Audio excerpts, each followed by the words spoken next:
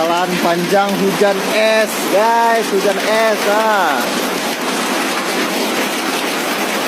Jalan panjang hujan es. Simpang Kulimani. Gila hujan es.